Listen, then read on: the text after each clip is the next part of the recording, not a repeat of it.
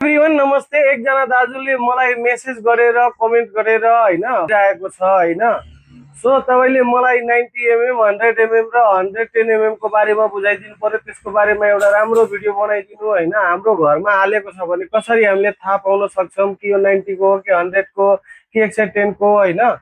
एक त तपाईले क्यालिबरले नाप्न सकिन्छ हैन। तपाईसँग क्यालिबर नहुन पनि सक्छ हैन। सो क्यालिबर भेन्डरसँग हुन्छ हैन। तपाईले त्यसलाई भने नि भयो, तपाईले क्यालिबर लिएर आउनु, मलाई नापेर देखाउनु हैन।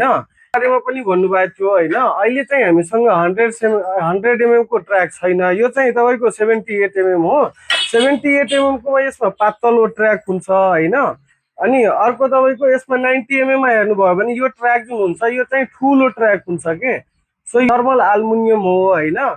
सो यसमा चाहिँ तपाईको आउने नर्मली मार्केटमा पाउने भनेको छ्यापछ्यापै पाउने भनेको 78 र 90 हो। अब 100 mm को कि त मान्छेले भन्यो भने मात्रै भेन्डरले ल्याउने हो हैन। तपाईको 100 mm को ट्र्याक बढी जस्तो तपाईको सरकारी प्रोजेक्टहरुमा युज हुन्छ। 100 mm को ट्र्याक पनि मलाई देखाउन भन्नुहुन्छ भने हामी देखाउन सकिन्छौं। नेक्स्ट भिडियोमा तपाईले यही भिडियोमा कमेन्ट गर्नुभयो भने 100 mm को ट्र्याक पनि देखाउनु भने नेक्स्ट भिडियो तपाईको लागि हामीले 100 mm को ट्र्याकमा बनाइदिनेछौं।